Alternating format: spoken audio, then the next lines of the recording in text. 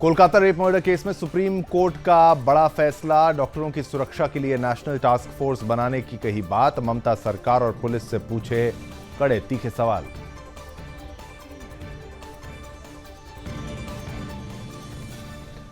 Ajmer gangrape blackmail कांड पर बड़ा फैसला। स्पेशल पॉक्सो एक्ट कोर्ट ने सभी 6 दोषियों को सुनाई आजीवन कारावास की सजा।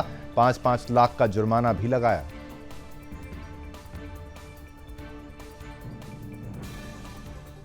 उदयपुर चाकूबाजी में मृतक छात्र देवराज का हुआ अंतिम संस्कार। क्षेत्र में इंटरनेट सेवा बंद, भारी पुलिस बल तैनात। आरोपी के खिलाफ सख्त सजा की मांग।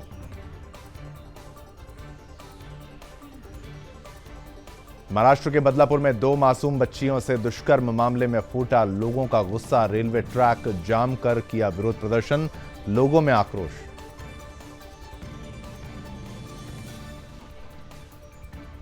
और उदयपुर हत्याकांड सोची समझी साजिश के तहत हत्या। देखिए आज रात 8 बजे जागो में युवा पत्रकार प्रदोष सुरेश चौहान के जी के साथ।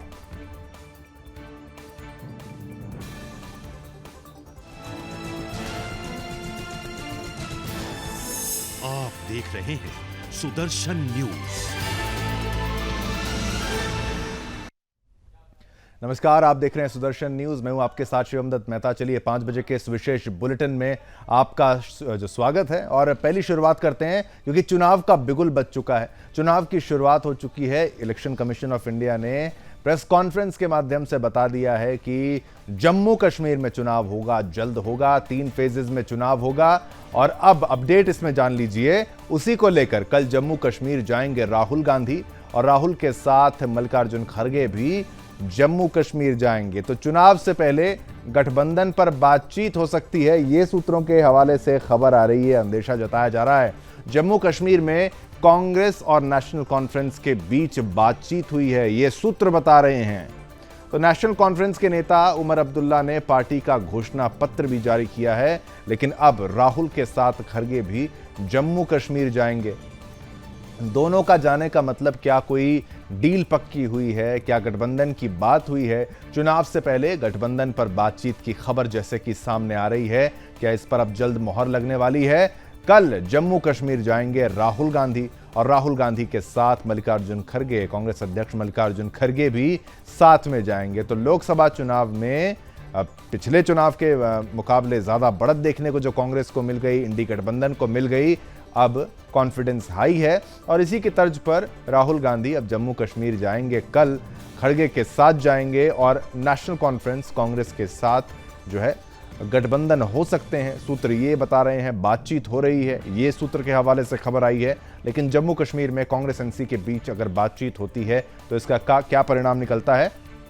कल राहुल गांधी जो है जाएंगे जम्मू कश्मीर। तो जम्मू कश्मीर में 3 चरणों में चुनाव होने वाला है। 3 चरणों में जहां पर चुनाव होगा, 3 चरणों के चुनाव 1 अक्टूबर को आखिरी चरण का चुनाव वहां पर होने वाला है। नेशनल कॉन्फ्रेंस के नेता उमर अब्दुल्ला ने पार्टी का घोषणा पत्र जारी किया। इसमें कश्मीर के विशेष दर्जे से जुड़े संवैधानिक प्रावधानों जैसे 370 और 35A की बहाली के साथ पूर्ण राज्य का दर्जा वापस दिलाने समेत 12 गारंटियां दी गई हैं।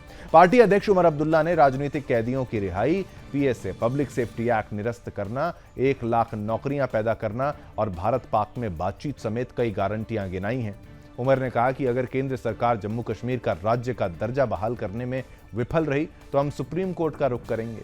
आपको बता दें कि जम्मू कश्मीर से 2019 को धारा 370 खत्म कर दी गई थी। तब से ही वहां की स्थानीय पार्टियां इसके वापसी की बात करती हैं। वहीं बीजेपी इस मुद्दे पर स्पष्ट है कि कुछ भी हो जाए धारा 370 वापस नहीं आएगी। जम्मू कश्मीर के लिए यह पहला मौका है जब से धारा 370 हटी है। इससे पहले 2014 में लोकसभा चुनाव हुआ था। तब PDP यानी महबूबा मुफ्ती की जो पार्टी है वो और बीजेपी ने मिलकर सरकार बनाई थी, जो अपना कार्यकाल पूरा नहीं कर सकी थी। तब से अब तक जम्मू कश्मीर में विधानसभा चुनाव नहीं हुए हैं। 10 साल का अंतराल हो चुका है। अब चुनाव आयोग ने 3 फेज में चुनाव संपन्न कराने की घोषणा की है, जिसमें पहला फेज जो है वो 18 सितंबर को होगा, जिसमें 24 सीटों पर मतदान होगा। वहीं 25 सितंबर को दूसरे फेज में वोटिंग होने वाली है। तो पहला 18 सितंबर को 24 सीटों पर, 25 सितंबर को दूसरा फेज होगा जहां पर 26 सीटों पर मतदान होगा, और तीसरा और अंतिम फेज 1 अक्टूबर को होगा जिसमें 40 सीटों पर मतदान होगा। और नतीजे आएंगे 4 अक्टूबर को, जिस दिन मतगणना है। आपको बता दें कि जम्मू कश्मीर में 87 सीटें थी जो परिसीमन के बाद 90 सीटें हो गई हैं। इसी खबर पर और ज्यादा जानकारी के लिए हमारे संवाददाता रोहिल बशीर भी हमारे साथ जुड़ेंगे। रोहिल बशीर और जानकारी देंगे, वो बताएंगे इस वक्त हाल क्या है। मैं पूछना चाहूंगा रोहिल आप हमारे साथ हैं?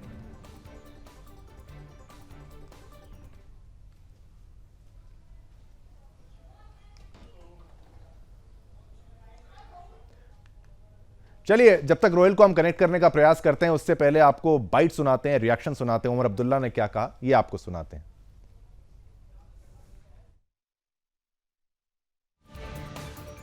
नहीं, और उसका खमियाजा भी हमने भुगता है। आज चलिए देर आए दुरुस्त आए, इलेक्शन कमीशन की तरफ से 3 फेजेस में इंतखाबात के तारीख का ऐलान हो चुका है और बड़ी जल्दी से जो है ये शेड्यूल जो है समाप्त होगा। शायद 87-88 के बाद ये पहली मर्तबा है कि इतने कम अरसे के अंदर और इतने कम फेजेस में इलेक्शन जो हैं जम्मू कश्मीर में कराए जा रहे हैं। जाहिर सी बात है कि यार मुझे अक्ल नहीं है या आपको अक्ल नहीं है। हैरान है। मैंने कहा पार्टी डिसाइड करेगी, इसके बाद भी ये सवाल है। 370 इशू रहेगा, धारा 370 इशू रहेगा आपका, क्योंकि कोर्ट का वो आप जम्मू के लोगों से पूछिए, हमारे से मत पूछिए कि 370 जाने से उनका क्या नुकसान हुआ, उनसे पूछिए। फिर इलेक्शन क्यों लड़ते अगर उम्मीद नहीं होती? उम्मीद पर तो जिंदगी है, जिसको उम्मीद नहीं है उसके पास जिंदगी ही नहीं है। हम लोग चाहते हैं स्टेट उड़ाए, न सिर्फ एनसी, सारी जितनी पार्टी जहाँ की है वो डिमांड करती है कि होना चाहिए, और गवर्नमेंट ऑफ इंडिया का वादा है कि स्टेटहुड होगा और पूरा स्टेटहुड। तो 10 साल बाद फिर से चुनाव होने वाले हैं जम्मू कश्मीर में, और मुद्दे इनके स्टेटहुड का मुद्दा तो है ही, 370 को हटाने की मांग की जाएगी, लेकिन वो तो संभव है नहीं, चाहे चुनाव हो ना हो, उससे उसका कोई लेना देना नहीं। लेकिन यही जो मुद्दा अगर बनाया जाएगा, जनता को बरगलाया जाएगा, जनता के सामने मुद्दे रखे जाएंगे, तो क्या ये भटकाने का प्रयास माना जाए या ना माना जाए? फिलहाल इस बात को यहां विराम देते हैं, लेकिन हमारे साथ रोहिल बशीर इस वक्त हमारे साथ जुड़ चुके हैं, जम्मू कश्मीर के ब्यूरो चीफ हमारे साथ इस वक्त लाइव जुड़ चुके हैं। रोहिल, अगर बात की जाए, वहां पर चुनावी दौरा होने वाला है, राहुल गांधी जाएंगे, मल्लिकार्जुन खड़गे जाएंगे, क्या एनसी और उनके बीच कोई ऐसी बातचीत हुई है? और चुनाव की तैयारियों को लेकर क्या खबर आ रही है? देखिए, चुनावों की सरगर्मियां काफ़ी ज़्यादा ज़ोरों पे जम्मू कश्मीर में इन दिनों देखने को मिल रही है। जैसा कि आज जो है सुबह ही एक गेजेट नोटिफिकेशन जो है वो जारी कर दी गई है नॉमिनेशन फॉर्म भरने के लिए। पहले चरण के मतदान जो 18 सितंबर को हो रहे हैं, तो आज बाज़ाब्ता तौर पे जो है नॉमिनेशन फाइल करने का जो पूरा सिस्टम है वो खोल दिया गया है कैंडिडेट्स के लिए। लेकिन दूसरी जानब से जो सियासी गर्मी है, जो दंगल है, यहाँ पर काफ़ी ज़्यादा ज़ोरों पर देखने को मिल रहा है, क्योंकि एक तरफ से जो नेशनल कॉन्फ्रेंस ने अपनी मैनिफेस्टो में एक बार फिर से जो पाकिस्तान के लिए उनका प्यार है वो सामने आया है मैनिफेस्टो में, और साफ तौर पे उन्होंने कहा कि अगर उनकी सरकार आती है तो पाकिस्तान से बातचीत की जाएगी। लेकिन इससे पहले भी आपको याद होगा कि फारूक अब्दुल्ला ने किस तरह से लगातार वो इस बात को दोहरा रहे थे कि पाकिस्तान हमसाया मुल्क से बातचीत करनी चाहिए। उसी मुल्क से बातचीत वो कह रहे हैं जिसने लगातार आतंकवाद का जड़ जो है यहाँ पर उसको कायम कर रखा है। पिछले कई महीनों के दौरान लगातार आतंकवादी हमले हो रहे, तो उस वजह से इस मैनिफेस्टो में यही उन्होंने कहा है कि पाकिस्तान से बातचीत करेंगे कश्मीर मसले को लेकर। दूसरी जानब से दो बड़ा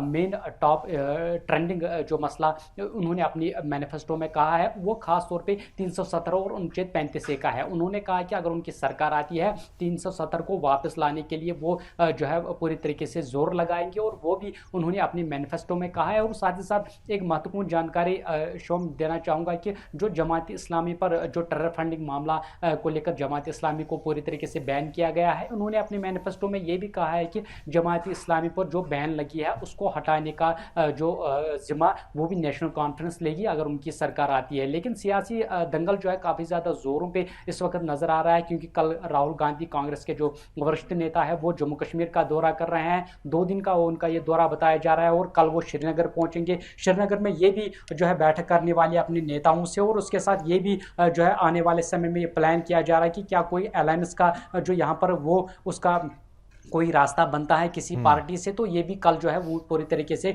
श्रीनगर में अपनी बैठक में जो है उसका निर्णय लेंगे। दूसरी जानब से जो कांग्रेस के चीफ है मल्लिकार्जुन खड़गे, उनका भी 2 दिन का दौरा जो है वो जम्मू कश्मीर का रहेगा चुनाव से पहले, क्योंकि जम्मू में वो कुछ दिन माफ़ कीजिएगा कुछ घंटे बिताएंगे, 3 से लेकर 4 घंटे वो जम्मू में बिताएंगे। वहाँ पर अपने नेताओं से बातचीत करेंगे, अपने जो स्टेक होल्डर्स हैं उनके साथ बातचीत करेंगे। तो उसके बाद वो कश्मीर आएंगे, जहाँ पर वो 1 रात के विजिट पे जो है होंगे, और यहाँ पर भी पूरी तरीके से जो है अपने लीडर्स अपने नेताओं से जो है बातचीत की जाएगी कि क्या किसी पार्टी के साथ जो है यहाँ पर गठबंधन किया जाएगा या नहीं। इस बात का फैसला जो आने वाले 2 दिनों में जो पूरी तरीके से साफ हो जाएगा। लेकिन जैसा कि चुनाव जो घोषणा पत्र है नेशनल कॉन्फ्रेंस का, उसमें जो सबसे बड़ी बात यही है कि पाकिस्तान से बातचीत करना, 370 को वापस लाना, तो ये कहीं ना कहीं बड़ा मुद्दा इनका जो है इस चुनाव में रहेगा, क्योंकि कितना ज़्यादा लोगों पर इसका असर पड़ेगा ये भी अब देखने वाली बात होगी। लेकिन जिस तरह से हमने देखा कि जो उनका पाकिस्तान के लिए प्यार है वो एक बार फिर से उनके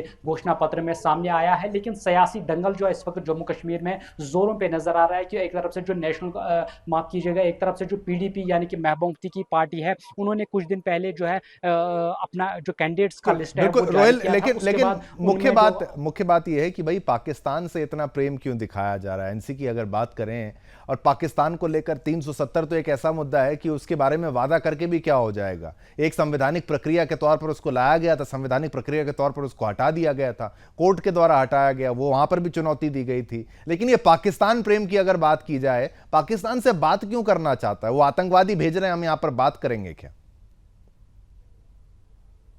देखिए इसी लिए मैं पहले ही कह रहा था कि जब उनके जो फादर है फारूक अब्दुल्ला, जो वरिष्ठ नेता है, जो केंद्रीय मंत्री भी रह चुके हैं, वो जब भी कोई अपना बयान जो है मीडिया के सामने रखते थे तो उसमें वो पाकिस्तान की बात जो है वो ज़रूर करते थे। इससे पहले भी जब लगातार आतंकवादी हमले पीर पंचाल के इलाकों में सुरक्षा कर्मियों को निशाना बनाया जा रहा था, तो उस समय उस दौरान भी उनके कई बयान जो है वो सामने आए मीडिया के सामने, जिसमें उन्होंने कहा कि हमसाया मुल्क जो है उससे बातचीत करनी चाहिए। लगातार वो कई महीनों से नहीं कई सालों से इस तरीके की बात कर रहा है। जो पाकिस्तान के उनके हक में जो प्यार यहाँ पर जताया जा रहा है, कहीं ना कहीं शायद हो सकता है कि ये कोई सियासी ट्रेंड भी हो। लेकिन जिस तरह से कल उनका घोषणा पत्र जो है सामने आया, उसमें जिस तरीके से उन्होंने एक बार फिर से इस मुद्दे को वहाँ पर उठाया कि पाकिस्तान के साथ बातचीत करनी चाहिए, कहीं ना कहीं यहाँ पर लोगों को पूरी तरीके से जो है पता है कि किस तरीके के हालात यहाँ पर है, किस तरीके से पाकिस्तान जो है लगातार यहाँ पर हालातों को खराब करने की कोशिश कर रहा है, लगातार आतंकवाद को यहाँ पे बढ़ावा दे रहा है। तो शायद हो सकता है कि इस बात को पूरी तरीके से यहाँ की जनता जो है इस बार नकार सकती है, लेकिन ये अब आने वाले समय में देखना होगा। लेकिन सबसे महत्वपूर्ण बात, जो सियासी दंगल इस वक्त जम्मू कश्मीर में काफी ज्यादा जोरों पे नजर आ रहा है। हर कोई पार्टी में जो है कोई किसी पार्टी से निकल रहा है, किसी नई पार्टी में शामिल हो रहा है, तो ये सिलसिला जो है पिछले कई दिनों से लगातार जारी है। जो जम्मू कश्मीर अपनी पार्टी जो अल्ताफ बुखारी की 370 हटाने के बाद अपनी पार्टी उन्होंने बनाई थी, उसमें से भी बहुत सारे ऐसे नेता हैं, वरिष्ठ नेता जो वहां से निकले हैं और अपनी अपनी पार्टीज में जो इनकी पहली पार्टी थी उसमें शामिल हो चुके हैं। और पीडीपी में सबसे ज्यादा गड़बड़ इस वक्त नजर ये आ रहा है कि उसमें जो अंदरूनी उनका मामला है वो बढ़ता जा रहा है, क्योंकि उन्होंने 2 दिन पहले यहाँ पर कैंडिडेट्स का जो ऐलान किया था बहुत सारी कॉन्स्टिट्यूएंसीज का, तो उस पर कुछ नेता जो है काफी ज्यादा नाराज नजर आ रहे हैं। तो साफ तौर पे अगर ओवरऑल देखा जाए तो सियासी दंगल जम्मू कश्मीर में एक तरफ से लगातार जारी है। रोहिल, अगर मैं आपसे सवाल पूछूं कि कांग्रेस और एनसी के बीच में जो गठबंधन की बात सूत्रों में आ रही है, ये क्या ओपन प्लेटफॉर्म पर सामने आ रही है या फिर ऐसी बातें आप भी सुन पा रहे हैं, या ये केवल खुफिया जानकारी है सूत्रों में जो आ रही है? इसको लेकर क्या अपडेट है कि वाकई आपको लगता है दाल गलने वाली है, कांग्रेस और एनसी एक साथ वहां पर चुनाव लड़ने वाले हैं? देखिए, साफ तौर पे जिस तरीके से इससे पहले हमने देखा जो पीएजीडी का यहाँ पे गठबंधन हुआ करता था, उसमें पूरी तरीके से नेशनल कॉन्फ्रेंस एक तरफ से जो है कांग्रेस के साथ मिली हुई थी। पीएजीडी जब यहाँ पर जो चल रहा था, उसके बाद अब ये जो राहुल गांधी कल का दौरा करने वाले हैं, उसके बाद मल्लिकार्जुन खड़गे जो है दौरा करने वाले हैं, तो कहीं ना कहीं ये बात साफ तौर पे इस बात के संकेत नजर आ रहे हैं कि नेशनल कॉन्फ्रेंस जो है कांग्रेस के साथ जो है गठजोड़ कर सकता है। लेकिन दूसरा एक पहलू ये भी देखना होगा कि कांग्रेस की उतनी बड़ी मजबूत स्थिति यहाँ पर कश्मीर घाटी में नहीं देखने को मिल रही है। हालांकि जम्मू क्षेत्र में 47 सीटें हैं, 47 सीटों में से कांग्रेस का कहीं ना कहीं वहां पर स्ट्रांग जो होल्ड है वो नजर आ रहा है। लेकिन अगर कश्मीर की बात करें, कश्मीर में नेशनल कॉन्फ्रेंस का अच्छा होल्ड है, उतना होल्ड कांग्रेस को नहीं है। तो इस वजह से हो सकता है कि जो सीट शेयरिंग होगी वो भी शायद इन दो पार्टियों के बीच होगी, और शायद ये भी हो। ठीक है रोहिल, एक जानकारी आपसे वापस लेंगे, आप बने रहिए। एक छोटा सा ब्रेक मुझे लेने को कहा जा रहा है। ब्रेक के उस पार भी जम्मू कश्मीर और हरियाणा पर मेगा कवरेज जारी रहेगी। और रात को 8 बजे देखिएगा जागो जागो उदयपुर हत्याकांड पर। क्या ये सोची समझी साजिश के तहत हत्या है? प्रदोष चौहान के साथ युवा पत्रकार प्रदोष सुरेश चौहान के जी। आप देख रहे हैं सुदर्शन न्यूज।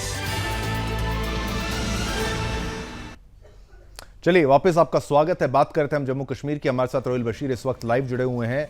रोहिल के पास वापस चलते हैं। रोहिल, ये 3 चरणों के चुनाव की अगर बात की जाए, और अगर बात की जाए पार्टी वाइज भी, तो आपको क्या लगता है किसकी ज्यादा मजबूत पकड़ है? और तीनों ही चरणों में, हर चरण में किसके लिए चुनौती ज्यादा होगी? और लोगों का मूड, जैसे हमने लोकसभा में देखा था, बढ़ चढ़कर मतदान वो करना चाहते हैं। 10 साल बाद अगर चुनाव वहां पर विधानसभा के लिहाज से आता है तो लोग भी तो एक्साइटेड होंगे। और ये मुकाबला किस किस के बीच में टक्कर देखने को मिलेगी? अगर आप कहें कि भाई कांग्रेस की पकड़ उतनी मजबूत नहीं है, एनसी है, पीडीपी है, तो तमाम चीजों की पार्टी वाइज एनालिसिस करते हुए और ये पूरा फेज वाइज समझाते हुए दर्शकों को। देखिए शोम, आपको मैं ये जानकारी दे दूं कि जैसे कि मैं कह रहा था कि कांग्रेस की जो पकड़ है वो मजबूत है जम्मू के इलाकों में, क्योंकि जम्मू में 47 सीटें हैं, और जो नेशनल कॉन्फ्रेंस की पकड़ है वो यहाँ पर मजबूत है कश्मीर घाटी में, क्योंकि यहाँ पर भी जो है 45 सीटें जो है लगभग 45 सीटें मौजूद है। लेकिन अगर बात करें जो यहाँ की राजनीतिक पार्टियाँ हैं, उनको काफ़ी ज़्यादा चांस यहाँ पर नज़र आ रहा है। लेकिन ये कहना मुश्किल होगा कि किसके सहरा जो है वो सहरा बने, किसके सर पे सहरा बनेगा, ये कहना मुश्किल होगा। क्योंकि 10 सालों के बाद, लगभग एक दहाई के बाद जो है यहाँ पर चुनाव हो रहा है, तो हालातों का उतना पूरी तरीके से ग्राउंड पर उतना किसी को अंदाजा नहीं है। क्योंकि 10 सालों के बाद बहुत सारी स्थितियां बदली है। 370 बदला, 35 को हटा लिया गया जम्मू कश्मीर। तो एक बड़ी महत्वपूर्ण बात आपने रोहिल बताई कि 10 साल हो गए, तो अब 10 साल बाद चुनाव होना भी एक बड़ा अंतराल हो जाता है, और इसके बाद जो बदलाव आया है, इसलिए एनालिसिस प्रेजेंटली नहीं है, लेकिन पल पल की जो अपडेट्स आएंगी लेंगे। बहुत बहुत धन्यवाद रोहिल आपका। अब बढ़ते हैं हरियाणा की ओर। हरियाणा की बात करें। हरियाणा भाजपा ने सोमवार को 1 अक्टूबर को होने वाले राज्यसभा विधानसभा चुनाव के लिए वरिष्ठ नेता ओपी धनखड़ के नेतृत्व में एक मैनिफेस्टो समिति का गठन किया है। पार्टी के एक बयान के अनुसार राज्य पार्टी अध्यक्ष मोहन लाल बड़ोली ने समिति के गठन की घोषणा की। इसमें 14 अन्य सदस्य होंगे। बता दें कि चुनाव आयोग ने शुक्रवार को हरियाणा में 90 विधानसभा सीटों की जो सीट है उनकी तारीख का ऐलान किया। 1 तारीख को यानी 1 अक्टूबर को वहां पर एक ही चरण में मतदान होंगे। परिणाम 4 अक्टूबर को आएंगे, मतलब घोषित किए जाएंगे, मतगणना होगी। पिछली बार यानी 2019 के विधानसभा चुनाव में एक ही चरण में वोट डाले गए थे। अब चलिए ग्राफिक्स के माध्यम से आपको बताते हैं। पार्टी बीजेपी सीट 40, वोट प्रतिशत 36.49। और हरियाणा 2019 की बता रहे हैं आपको। कांग्रेस की 31 सीटें आई थी, वोट प्रतिशत इसका 28% था। जेजेपी की बात करें, जेजेपी के साथ बीजेपी थी, तो 10 सीटें उसकी, 14%। ये इसका वोट का आंकड़ा है। और Indian National Lokdal INLD 1 seat, 2% vote. अब आते हैं अदर्स में 8 हैं यहाँ पर, 14%। ये भी पूरा यहाँ पर मतदान का आप समझिए, ये भी एक बड़ा आंकड़ा है। चलिए जम्मू कश्मीर और हरियाणा का चुनाव, उसके बारे में तो बात हमने करी। चलिए एक छोटा सा ब्रेक लेते हैं, लेकिन ब्रेक में जाते वक्त आपको बताऊं 8 बजे आपको देखना है जागो उदयपुर हत्याकांड, सोची समझी साजिश के तहत हत्या है क्या? प्रदोष सुरेश चौहान के जी के साथ रात को 8 बजे जागो।